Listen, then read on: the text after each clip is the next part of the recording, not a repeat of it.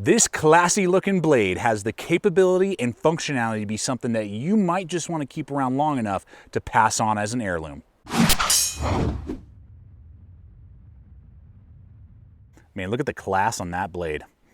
Folks, welcome back to the outdoors on another video here at Gideon's Tactical. Really excited to share with you what I've discovered, and I feel like this knife is kind of in the series, is flown under the radar, but I think it has a huge level of just cool factor, but also capability. In the Ontario Heirloom series, and I believe it's the Robeson Heirloom series is what they call it, from Ontario. This is the drop point version. They have a trailing point version as well right now. USA made, leather sheath, really cool options that this blade has to offer. And I've had a chance to get out here a couple times, use it, get a good feel for it, and man, does it perform. I mean, this is a great below $100 USA made belt knife that I'm about to show you today, and just looking forward to showing you all the capabilities that it has to offer. And I believe it is something that you would maybe find in grandpa's safe and be excited about, be like, whoa, this is something that grandpa put me on the wheel for that. Like, I want that blade, one day. And I feel like this has not only the performance, but also the looks to justify that name, the Heirloom. So let's go ahead, get to it, see what this blade has to offer. Man, I love it. Just such a beautiful looking blade. And I'm really surprised it took me so long to get around to these knives. And I feel like they've kind of flown under the radar, man. And it's just cool to be able to show you guys what I'm seeing in these blades, and they might be a really good option for those of you just looking for that companion blade. You want USA made, you like D2 steel, you like what Ontario produces, and you don't want to break the bank, keeping it under $100. So we're going to jump right into the blade itself. As I've said, D2 steel. Now they've done a good heat treat by keeping it low on the Rockwell as well, which is really good. D2, when you bring it up real high, a lot of times, and if it's tricky, in some companies they just kind of like bake it and it's chippy and it's just not fun to work with. This, they've brought it down to 57, I believe, to 59 Rockwell, which is great. And then they did a good heat treat, so it holds a good edge. It's a little bit more rust resistant than 1095. It's going to hold its edge a little bit better than 1095. It's still pretty easy to work with and put an edge back on it. I've been able to put a nice edge on it. Field work, if you had a work sharp field sharpener, or something like that, it'd be easy to put an edge back on it if you dulled it, or if you chipped it or something like that, rolled an edge, whatever it would be. So they've done a good job with it. I don't have any qualms with D2. Some people are like, blah, and I'm sure some of you will make comments. That's fine. As long as D2 is done right, I don't really have an issue with it, and I believe Ontario has done a good job with this type of steel, keeping the Rockwell low and doing a good heat treat on it. Now, this is their drop point. They do have a trailing point option. Really nice, super high grind, basically a full flat, even though it does have a little tiny swedge right there, as you can see, and 1/8 of an inch thick. Super awesome, tapering down. Now, this is not a survival knife. This isn't some big knife you're going to be beating the crap out of, but for a companion blade to put with a large chopper, a hatchet, an axe, something like that, that's delicious. It's going to be phenomenal with your food prep options, things that you do around a campsite, when you're hunting, when you're camping, when you're backpacking. Food prep of any kind is going to be great. Feather sticks were a dream. Very easy to do in that regard, and any other type of simple woodscraft, some light kindling, splitting, and then all kinds of notching and making spears, and just practicing your bushcraft tasks and those type of things. Awesome. Gonna rock and roll. You're gonna love it. So it did really good with that. They put a 90-degree spine on it that is really sharp, so it throws sparks like nothing. I mean, it's so easy to throw sparks with this thing, so it's a great tool in that regard. I think they're knowing what people are looking for, and I believe Ontario is really trying to produce that with this knife, of giving you kind of a cool old classic feel, going with the wood versus micarta, the leather, the heirloom look and the heirloom feel that I believe this has, which is super cool. So fantastic with that. Rope cutting, they did a really good edge geometry on this. Some Onterios in the past, in years gone by, I wasn't always super happy with the edge geometry, and I'd have to reprofile and it'd take forever. That is not needed. They did good edge geometry, nice and razor sharp out of the box, and really good with the rope cutting and cordage and all those type of things that you would want. So the blade side of things, and I believe the blade is 4 1/4 overall. Actual cutting edge is more like 4 inches. For a companion, I mean, it's everything that I look for in that regard of like thickness and grind angles and edge geometry and 90-degree spine, and all that is just really well done. Zero complaints. And regardless if you like more of the drop point or you like a trailing point, they now give you those two options with this type of blade. All right, now another cool aspect is the handles. You know, you don't really see a lot of like rosewood type of stuff, which is really cool. And they've done a good job of contouring it. They're not blocky like, say, a Rat Model 5 or a Rat 3 from Ontario. They've contoured the angles more, which is really super nice. So we have 3 screws, you know, holding it into place. That's great. Nice large lanyard hole to put a 550 paracord through right there. We'll give you an overall length here, which is gonna be about 5 inches, which is great. Here's my large size hands, as you guys know. Wearing large size gloves. Except in mechanics gloves, I had to go to like medium. I think they've like made those bigger, which is kind of weird. But anyway, got plenty of room to spare. Nice kind of groove into a finger groove right there in the index, but then this hump and this cut in not really causing any issues at all. Doesn't cause a hot spot.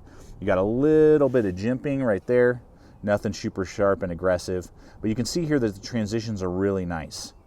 They've really done a good job. The fit and finish is good. Sometimes Ontario's been bought, you know, kind of banged in the past, even by me, that some of their quality control issues with like micarta handle scales not really lining up, and you know, they're not perfect. This one has all great transitions.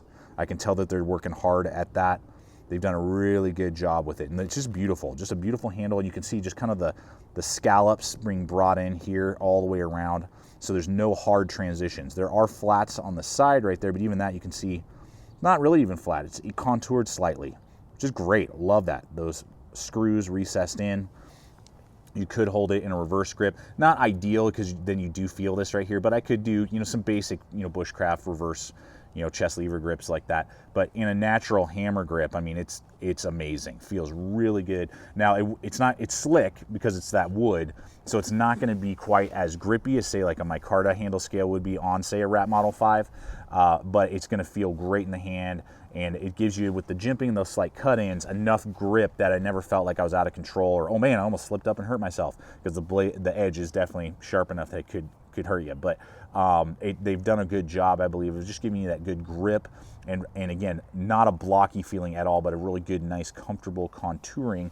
And I'll bust out the caliper here for us real fast, just to give us, you guys like this caliper, so that's what I'm doing.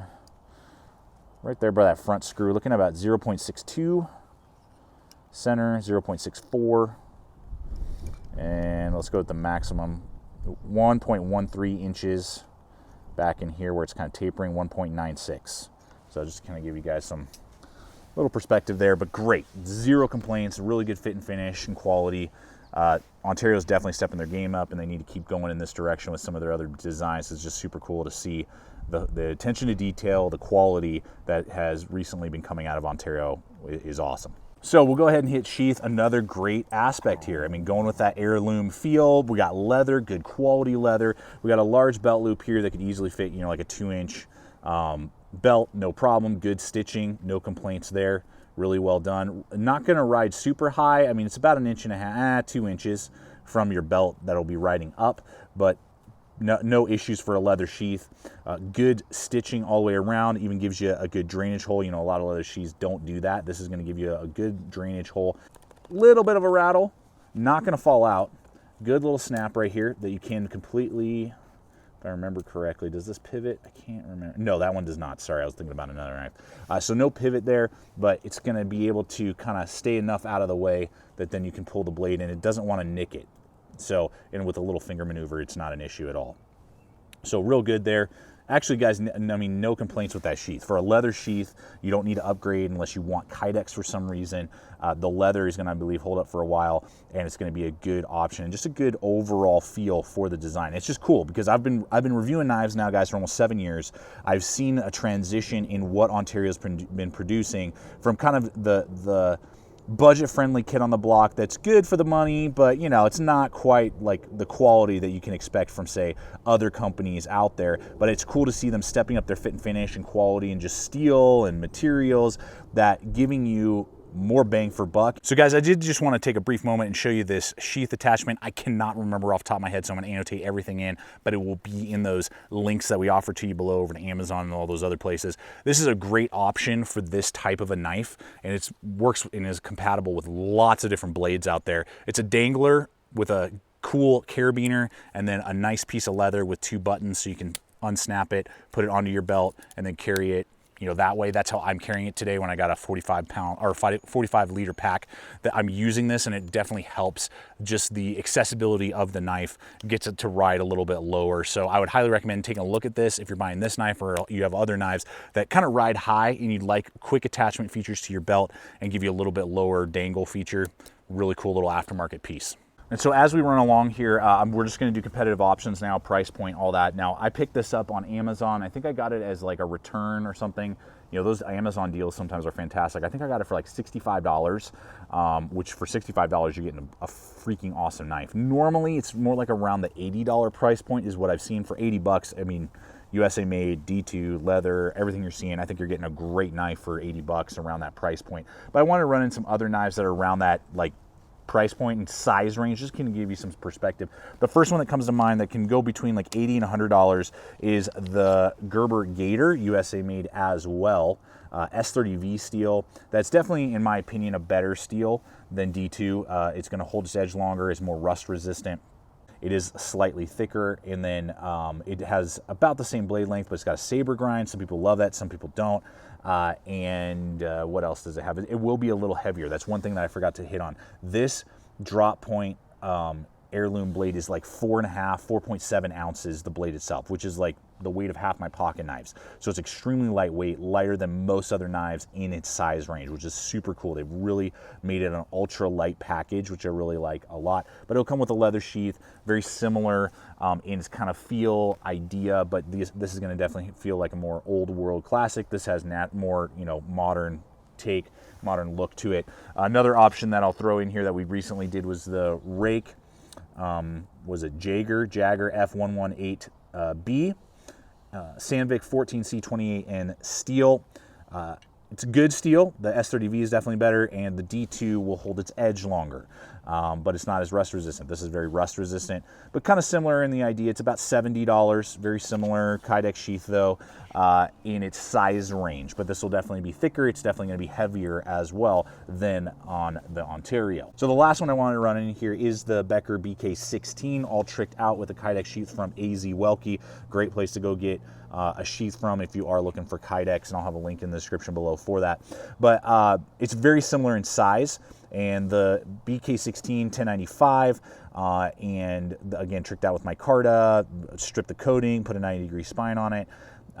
It's a full flat grind, similar weight class, size range, all that, but out of the box you got to trick it out a lot because it comes with a nylon sheath, which is okay, but I prefer this leather one, and it the polymer handles are not my favorite. I would prefer the wood handles over the polymer on the standard BK16. So you got to invest a lot more money to get it competitive to what you're getting for $80. I mean, I had to spend an extra $30, so now we're at $100 for this. Then all the effort of stripping the coating, put a 90-degree spine on it, all that, none of that I have to do with the heirloom line from Ontario. So pretty cool, but very similar in kind of its capabilities and size range to a BK16. Just want to kind of throw that in there for you guys. Well, folks, there you have it. This is a memory knife. This is going to hold some memories, I think, for you if you pick one of these up, not only for yourself, but also to be able to pass on to others down the line when that day comes. I think it absolutely has that potential, and I'm super stoked for it. I hope Ontario continues to make a few other blades in this line. It'd be super cool to see some other stuff with this very similar steel and, you know, options and just look. It's really, really cool, and I'm totally digging it. You guys will see it around in other videos, competitive options down the line. So thank you guys so much for coming over here today. I hope this video has been entertaining, fun, and just showing you what the heirloom series has to offer from Ontario, and whether or not it's going to be a good belt knife blade for you, or if there's other stuff on the market and other competitive options that we've shown you today. We always want to do that for you guys here. Check us out on Instagram, Facebook, follow us along over there. We're always doing stuff behind the scenes and up and coming stuff, so you can kind of get a behind the scenes feel when you follow us on Facebook and Instagram. But also we invite you to subscribe if you're not a current subscriber. Hit that video and subscription button popping up right now. You can see other videos that we're putting up. Become part of the GT family. And finally, guys, always remember, stay equipped, stay prepared. See you out there.